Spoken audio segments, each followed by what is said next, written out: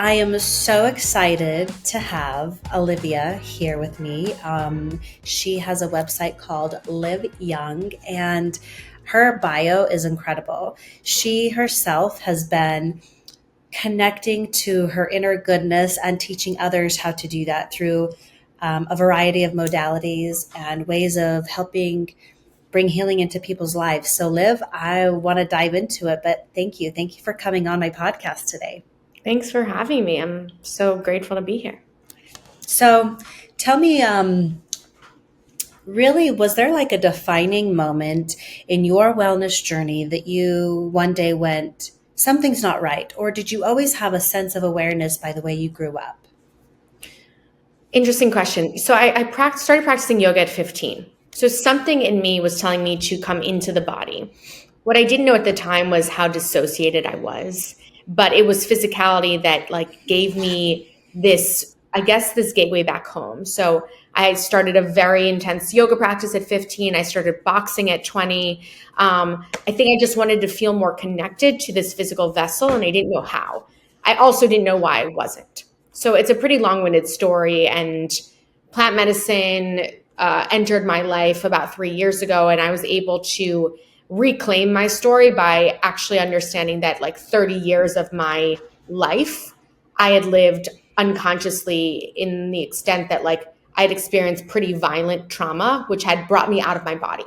So everything that I've done to date is a work to come back into the vessel that carries me, doesn't define me, but like learn to trust myself. Because if we're not living in our bodies, we are seeking outside of ourselves for not only answers, but also validation and love and all of the other things that society conditioned us to believe, are the key, when actually we are our key.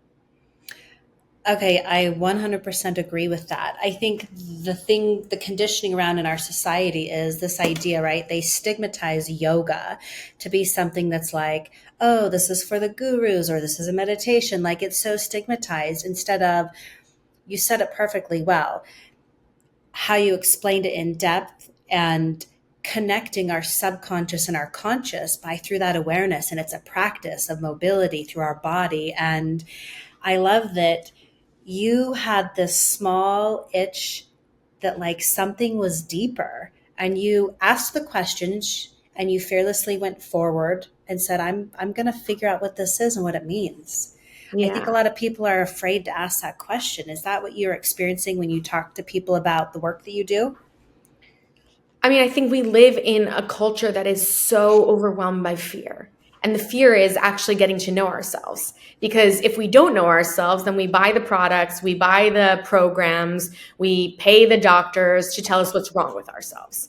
So, it's just this cycle of the word that came to my mind is exorcism, which feels like a strange word, but it's like everything to get us out, when I was called to come back in, and I resisted the call many times. I went to the depth of yoga and physicality. I started a fitness concept. I opened studios in New York City. I wanted to heal people how I was healing, but I didn't know what I was healing. So to your question, there was something in me that began as a whisper and then a scream of like, something needs to change. And then there was like the break and the crack, and that's typically when people come to heal, if they like actually honor that something's broken. Like, to fix it, you have to acknowledge it's broken. I think where we live in this world is everyone skates on the fine line between like broken and like surviving.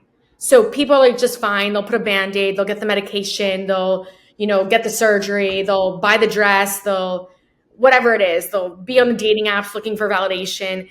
But it's rare that people allow themselves to actually like break, because that's where the fear lies. And the only way I believe to overcome the fear is to like enter into it. I would think too, they think it's almost like, um, if you actually had to ask the questions about the fear you're experiencing, you might just have to change something you're not ready to change. And people don't always like to address the change. I would imagine social media, even more. I mean, there's a healthy amount of social media, but like my kids' generation, they're hopping on all of these apps and they're looking at like these lifestyles, and all of these things are not really real. And it's really quite interesting. Now, the idea is to be an influencer and to put yourself out there and how you project. Like, I don't know. How has that affected your business and the kind of clients you're working with? It's such an interesting dance. So I'll tell you that, like, just background, I went to culinary school, worked with celebrity chefs for 7 years, opened global hospitality restaurant company all over the world, left that, signed a lease to open this fitness concept that was a boxing yoga hybrid. The whole premise was facing the internal fight to find your flow.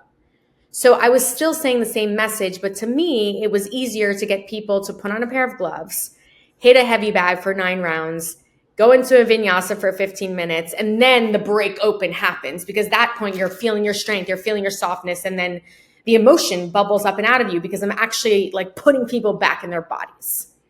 What it didn't give me access to was the depth of what I seek, of like, let's actually look at what's broken as opposed to just put the band-aid on it, because fitness is an incredible tool too.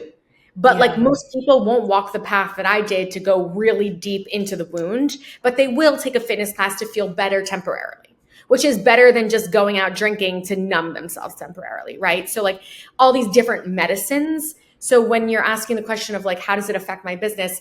I'm walking into a new business. I'm working on a book, and I'm less apologetic than I've ever been on like, this is my story. This is what I've learned about myself. This is how I've healed, and this is how you can too. So it's really just an invitation. I think what the selling point is, again, I believe we live in this culture of autopilot, of going through the motions, of not actually feeling the depth of the pain, which to me is exactly congruent to the depth of the pleasure we're capable of. Oh, I So if love you're that. only willing Oh, I to love that. stay here, then you're only like, the food, it's okay, it's yummy, but like, it could be incredible, like to taste, to touch, to connect, to express, to move. Like, and that's how I operate in everything. So my business is called Live Young. I was given this name, Olivia Young. I don't go by Liv because to me it's this feeling of this aliveness. But I believe to live young, first you have to work hard. Second,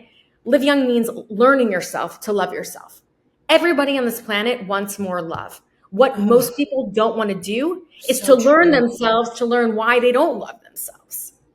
But So like, they again, seek for all these outside validations, like you said. If I have the car, if I have the house, if I have the money, I will be loved. But then you're being loved, and those people that are loving you for the outside things aren't loving you for who you well, are in your heart. which is because you don't love you for who you are. Because loving you for who Mm. you are also means loving the parts of you that on the outside you might not love, you might actually be ashamed of. And my work is literally shining a light in the closet, dusting out all the shit under the bed. I hope I can curse. If I can't, Oh, yep, it's in there. Let's do yeah. it. Like, just getting it all out there and being like, this is me, because all of us have stuff.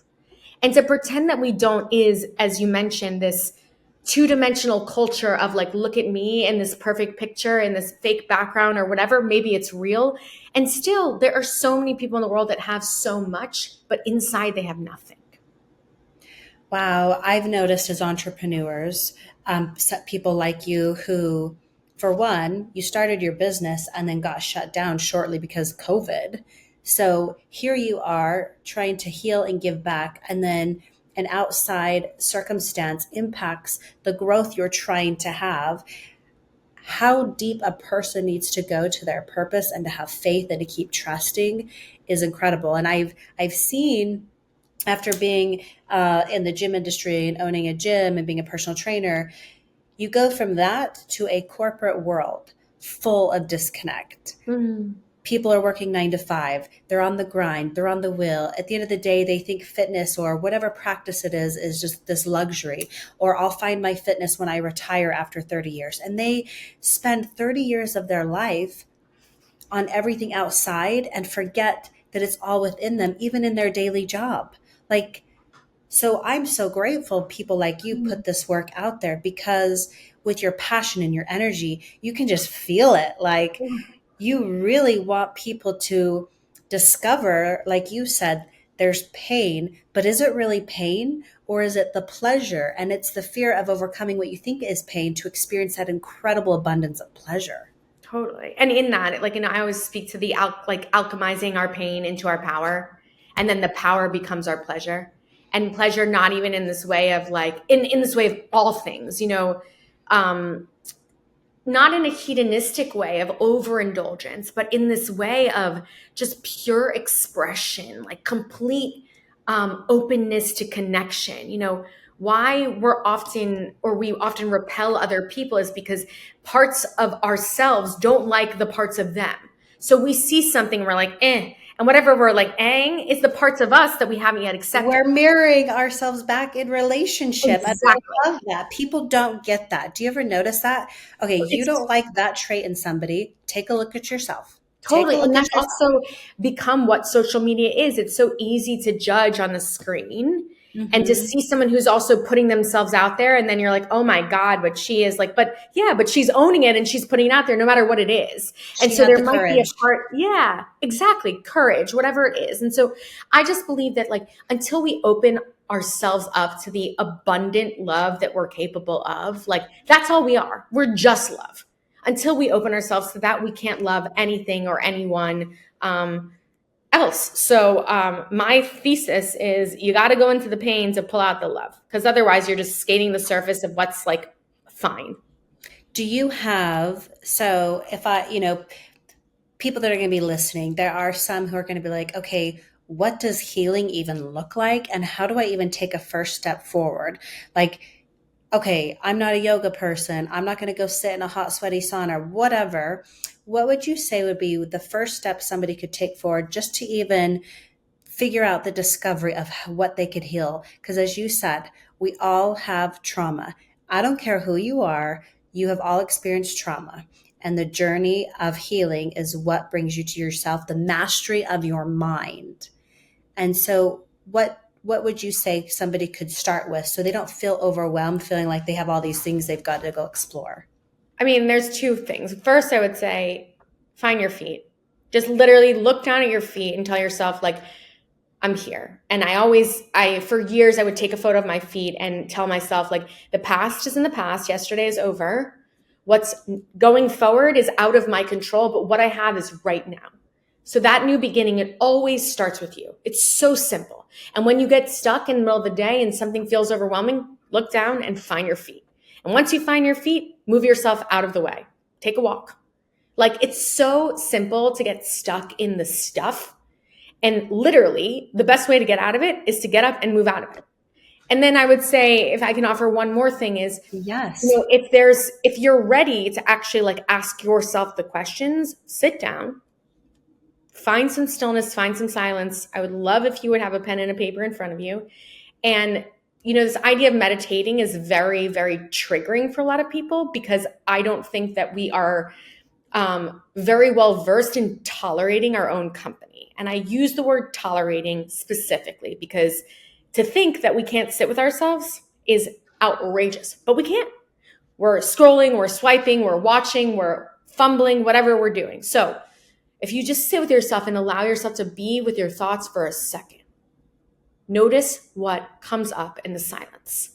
I call that the internal playlist. You make a Spotify playlist, you listen to the same songs over and over again, you're listening to the same thoughts over and over again.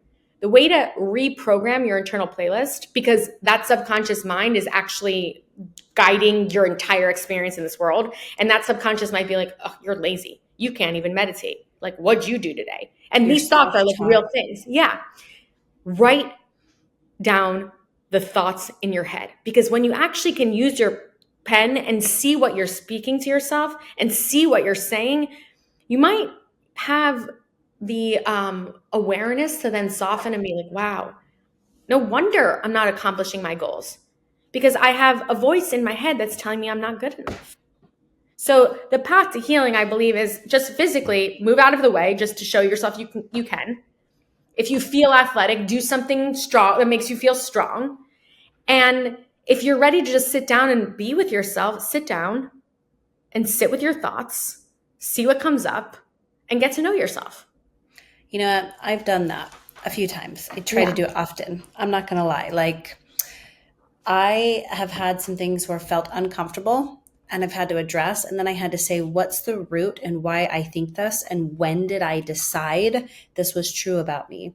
Mm, And it was really quite interesting as, you get people will say, oh, you're an overthinker, but our brain is constantly thinking all the time.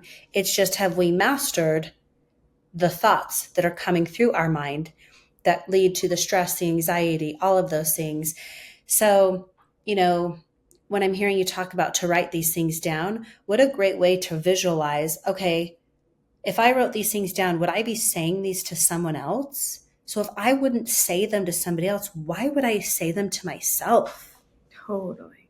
And in that, if you want to even go one step further, for all those listening, of how deep you want to go, but the thoughts then, are informing our actions, and then they relate to our habits. So it's very, very common that you could be sitting there in this self-hate, and then the way we numb it is grab a beer, get a piece of candy, overeat, text your ex to get some sort of validation or the like hit of dopamine, start watching, like binge watching television. So once you acknowledge the thoughts, you can then look at the habits that you formed to take away the thoughts, to make you feel something different.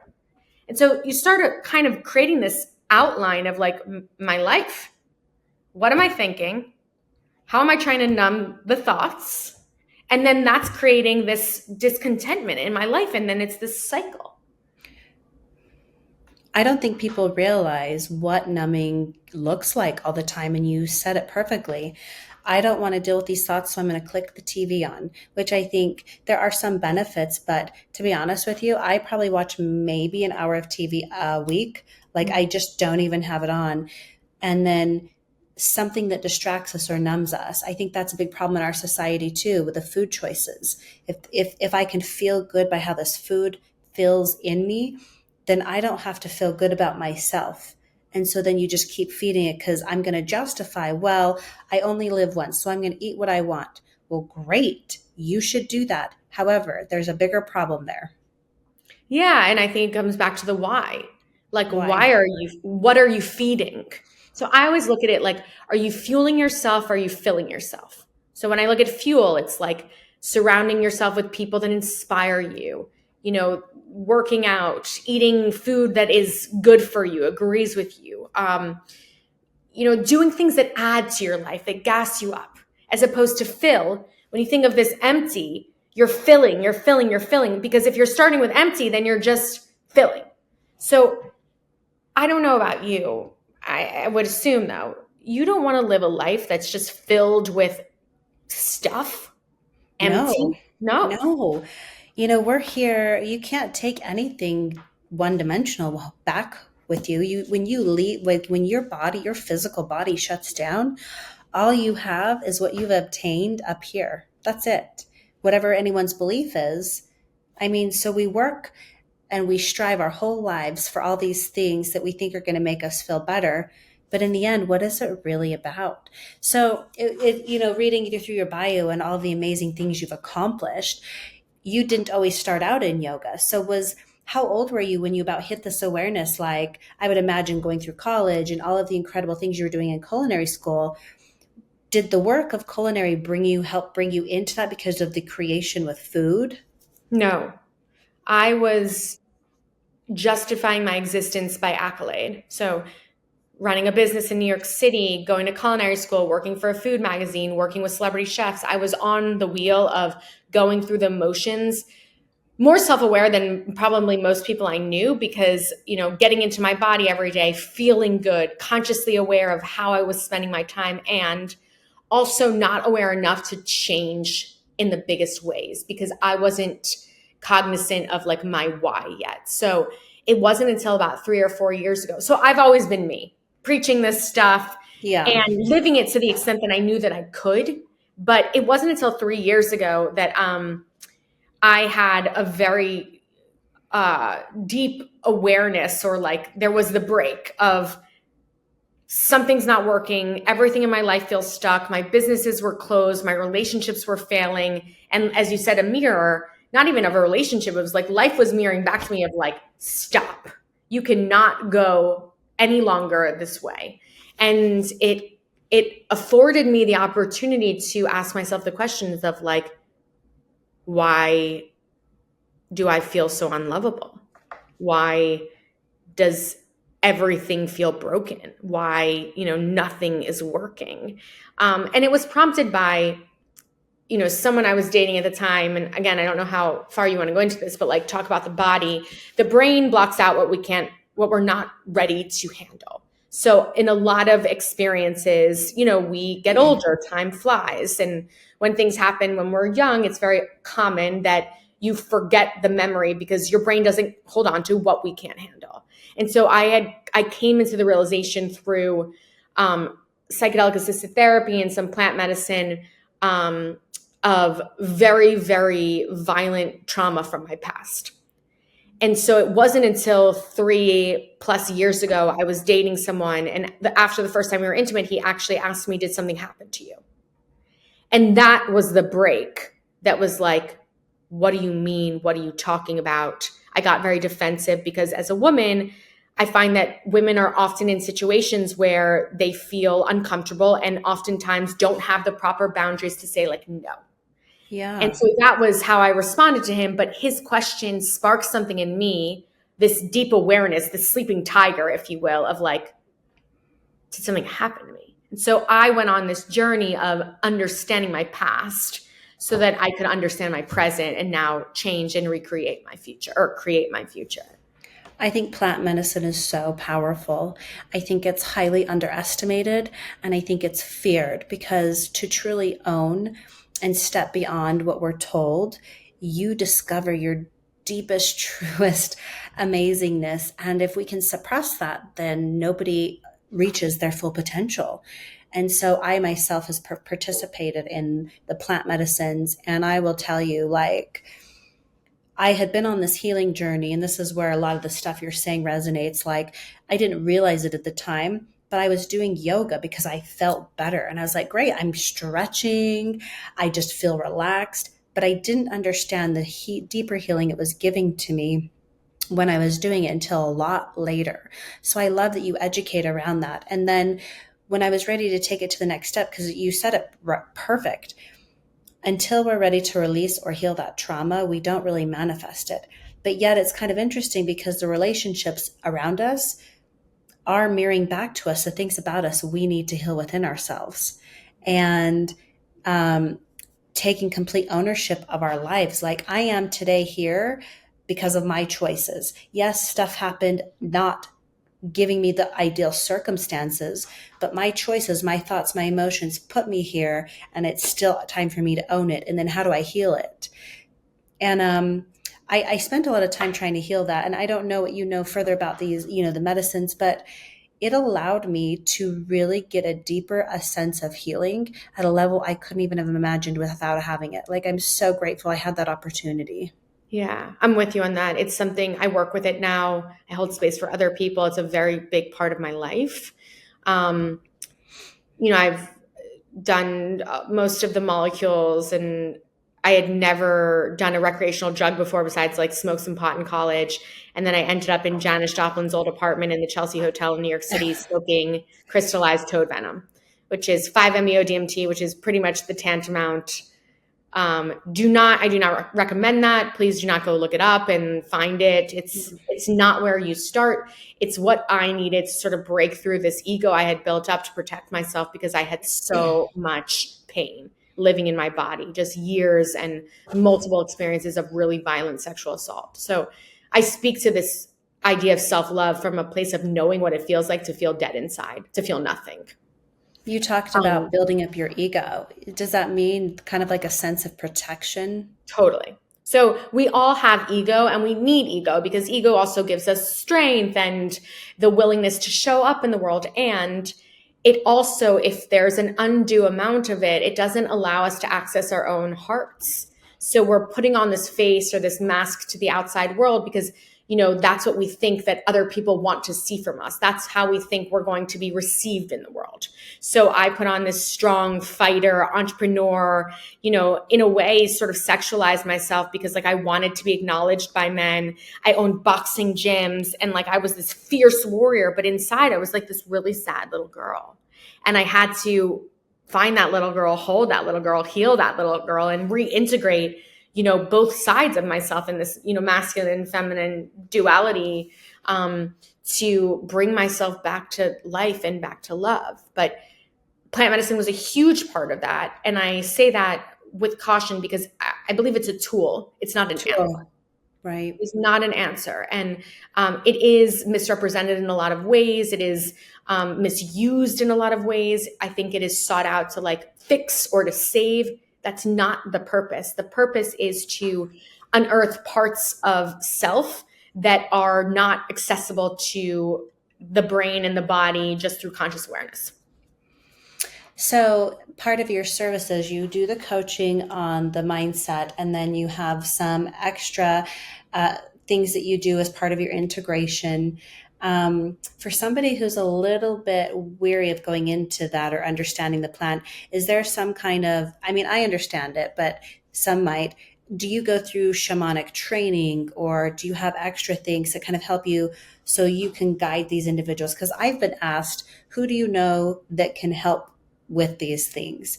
Yeah. And so I would love that to be a source where they can look you up and, do the research, because I think that's a great. I would love that. I trained under my teacher who runs a shamanic center through the Andean lineage, to understand the energetics of both the medicines and just healing through hands, energy, breath work, meditation. The way that I host ceremonies is it's very mystical because I really believe in the divine, and I believe that we are really held by, Father Sky, Mother Earth. It is both masculine and feminine energy. Yeah. It's a privilege to be able to hold that space. And for anyone listening that isn't interested in that or interested in that yet, like I have a $59 course that's just like sort of a self-love course to sort of look at the shadow parts of you, sort of a first step. So, I feel very fortunate, and I'm sure that you can say this too, to be able to have worked with medicine, and it's not for everyone. So I believe that like we are the medicine, and there are tools that can be used to unlock ourselves. But the way that I work, it spans the gamut of just like beginning, middle, like intensive, and then large ceremonies sorts of things. So it just depends where people are. But in the event that medicine work is interesting to you, we start with pre-integration, which is really important to get to know ourselves first, then including the medicine. And then the integration is really how you live your day to day and integrate the learnings you found from all things that you do. So, yeah. I love that. I think the awareness and what you're doing is incredible work, and the more, it's almost like you said, you bring people to the light. You shed a thing, and the darkness doesn't like the light. And so if we can face those things that are making us uncomfortable, oh man, could you even imagine the kind of human being we can become? I think that's exactly what you just said, that like when I think about this process, I think about like a newborn baby. And when a newborn baby is just like served up, like everyone just fawning over this baby and it's crying, and there's just unconditional love and unconditional worth. And like the baby doesn't have a resume, doesn't have an Instagram following, doesn't have like a hot bod, it doesn't have whatever it is, a G-Wagon, all the things, right? And that's where I want us to come back to, recognizing that we are all worthy. We are all lovable simply because we are. And to find that love and that worth, we have to sift through all the stuff that has been lacquered on us that is blocking us from that. Do you find it that you're seeing a lot more men participate in these things? I am, and I love working with men because men are hurt too. And I had to come to that understanding. I was in a breathwork journey, and I saw men holding space for each other, and in like a very tortured way, and one just like really curating the safe container for this other man to feel the depth of his feelings. And now, I see that, and I just see this little boy who just needs love. And we all have this idea of inner child. We all come from, being little children that have unmet needs or unfelt feelings. And we have to unlock those sides of us, men, women, whatever we are. And, I think it's such a blessing to have access to the deeper knowing of self, because I don't know about you, but I would never want to be 85, 90 and be harvesting this like regret or this sadness or this grudge against things that have happened to me in the past. Like, I want to live with my heart full open. And in that work, it's the constant checking in. It's not like, oh, I unlocked my heart and now I'm like, it's Yeah. every day. And it's honoring, like that, when we were talking before, like what triggers you, it teaches you the things you don't, you push off in someone else, are the things that you're still not accepting of in yourself. I think when you come to this place of like meeting someone who you used to resist and seeing them in all their truth and just being like, and loving them regardless, like that's when like you're good. I had a friend ask me a question, and I'm super thankful she asked it to me, because here I thought I had done, like, okay, I'm healed to a certain point, and I don't think that I need to address this certain thing anymore. And she said to me, and I'm so grateful she did. She said, do you ever break down? Do you ever, because I'm so used to, from my childhood and how I grew up, having to put on the appearance that I'm a strong, you know, composed, emotional person, and then into, really unhealthy, toxic relationships, having my partner tell me that, I'm crazy because I'm emotional or I cry too much. And so I learned to shut that down. Mhm. I started shutting down, and that's the most beautiful part, I think, of us women, is being able to be in touch with our emotions and to acknowledge them. Now, what I don't do is project them onto other people. I don't make my feelings about other people, but I do cry. And she said, "Do you ever have breakdowns?" And I said, "Oh, I do." But I noticed by her asking me that, I got emotional, and I pushed it down. And I Mm. said, there's where I get to do the work, because I've been shamed and guilted into feeling my emotions. And here I thought I had, you know, but just her asking that, I said, there's still more work to do. I said, I Mm. have my little meltdowns in the shower when nobody can hear me and see me. And I just sit with myself and I let the water run over. But for so long, I felt like I had to be this strong person, that when I can be, or it could be safe for me to express them, I still won't, because I don't want to be, you know, guilted or shamed or looked down on, even though there's nothing wrong with that. Like, there's Mm. nothing wrong with that. No, and even that you feel like you need to hide it in the shower is like, I feel that in my heart a little bit, because there's still, sounds like a part of you that doesn't feel like it will be loved if it shows the expansiveness of who you are, in your true emotion and feeling. I agree with that. And so, as you've been talking on this podcast and having her say that, I went, you know what? I've got more work to do. And it wasn't even a thing like, oh, it was like, I'm going to discover where that comes from, because I want to be somebody that I have so much love for everyone else, but then I don't have that same love for me. So can I Mm. really have that for other people? Or am I doing Mm. things because of the validation of wanting to have them? So it's just interesting, because it might not be always material things, but me using just myself as an example and being fully vulnerable, maybe I do things in service ways to get that validation, to feel loved, instead Yeah. of just loving myself. I think it's a really common thing. There's like a people pleaser aspect to it, because if you don't, then what happens? Like, if you're not seen by them, what happens? Or maybe growing up, you had to be the peacekeeper, and if you didn't, like, then what would happen, kind of thing. So if you're managing everybody around you, you're actually in a way neglecting yourself, because you're not fully acknowledging how you feel. And it's very common. It's very common for women to just want to make sure everybody else is okay at the expense of their own emotions. And um, I believe that there's a time that we're having a shakedown right now, if you will, of like women starting to stand up and not stand for, you know, putting themselves second any longer. And I think in that it feels uncomfortable because it's different. So there's a suppression that's happening to like keep women where they are. But if everything would allow itself to balance out back into polarity, everything would be a lot smoother in our society and culture in the world, you know.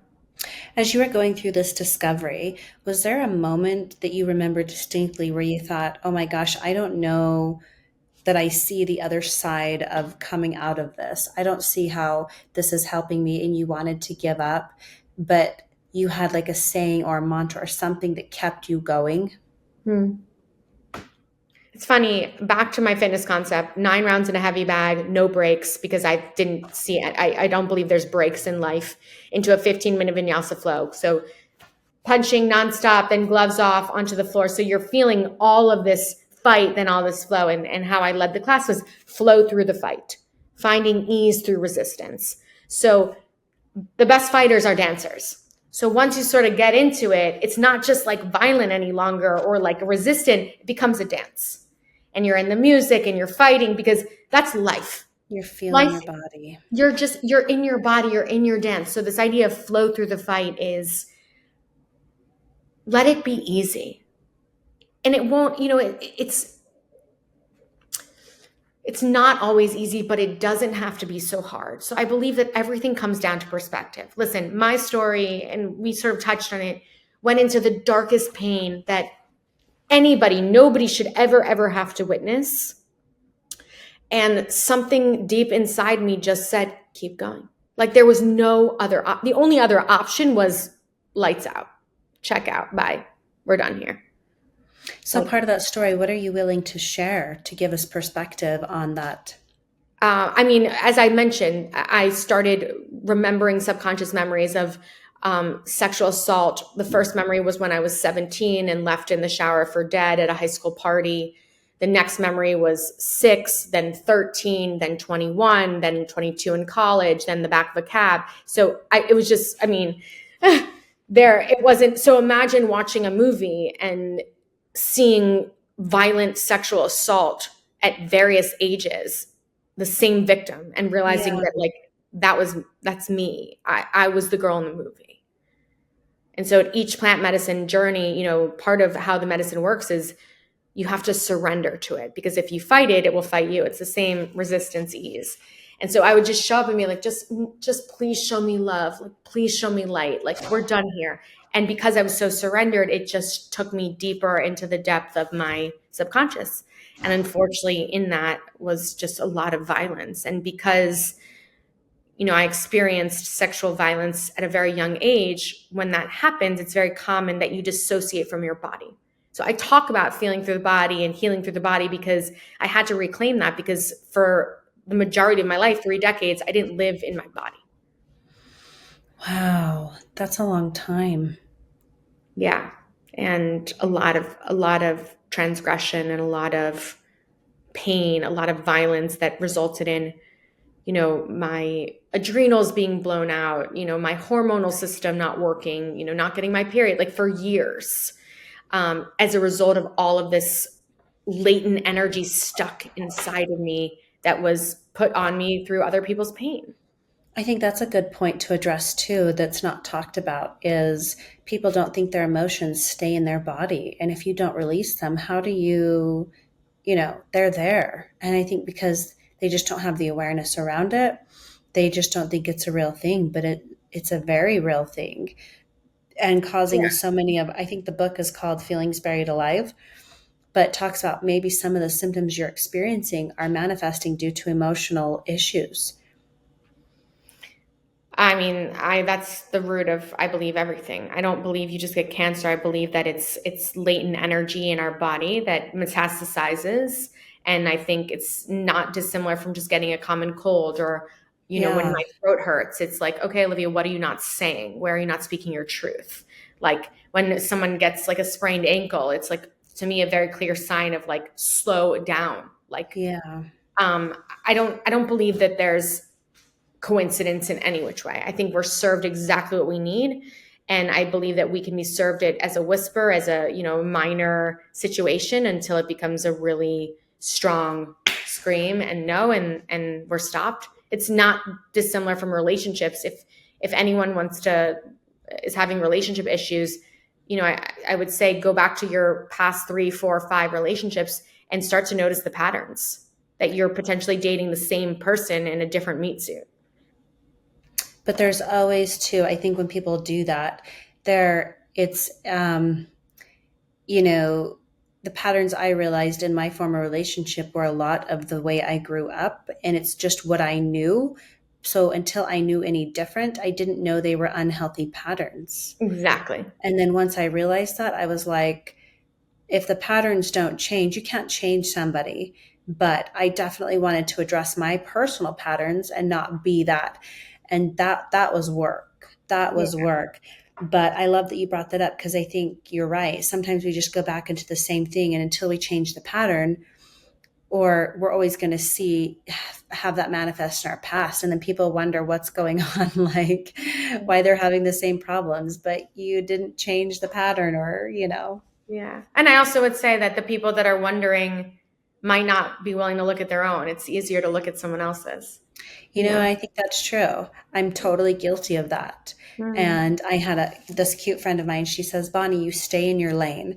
And I think it circles back to, like, if we're working on being our best selves, and the focus is on ourselves, then we don't have time to be focused on everybody else. Also, like, a lot of my work is trying to explain to people that you have to be selfish to be selfless. You have to find love for you first before love, because everything is reflective. It's not just relationships. So when you said the patterns from your past, exactly. So you were conditioned to believe that something was right or whatever, and then your partners were showing up as a reflection of what you needed to fix, change, heal.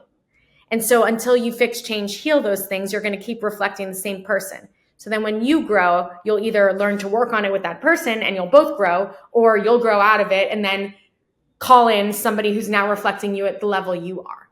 So it's all like this. I really believe the only thing we can do is work on ourselves. The only thing someone else can do is work on themselves.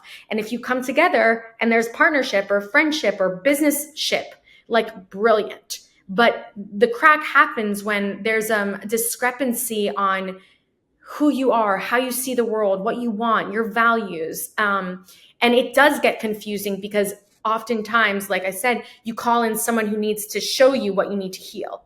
So if you grew up in a house where there was, like, not much physical love, or a lot of avoidant love, or anxious attachment of, like, when I lean out, you lean in, typically then we're attracted to a partner who's exactly like our past. And that works for some people because they don't know any better. But if you're on the path to healing and becoming your best self, at some point you might be like, this isn't healthy. We need to change this. So, Yeah. I believe there's these books from years ago, Choose Your Own Adventure. Everyone's on their own journey. And we choose to see what we want, to numb what we want, to be what we want. But, like, fundamentally, if you're listening to this and you're like, I feel stuck, something's not working, that's when I come in your life, kind of thing. Because we're ready for what we're ready for. And some people are totally okay being rich and numb, and whatever. I don't even mean like rich monetarily, just like maybe they have all the stuff, or the job, or the family, or I don't know, whatever it is for them. It's like, I don't believe that anyone else can say about anyone else, like, that doesn't work. Like, only you know what feels good in your heart, in your body, who feels good in your heart, in your body, I love that. Really getting into our heart center, our heart space, which truly is, we've been taught to disconnect from that. So I love that your work is all about bringing us into our heart and connecting that back. Yeah. And I would say that, I don't know, doors of my studios said everything you need is inside. And that's actually the title of my book that I'm working on. But our tools, our answers, our healer, our knowing, like, everything we need is inside. The love that we seek, the worth, the value, And if we just find some time to be quiet and listen to that voice, it's always there. Thank you for listening to today's episode. If you like what you heard, please share it and help us keep the conversation going.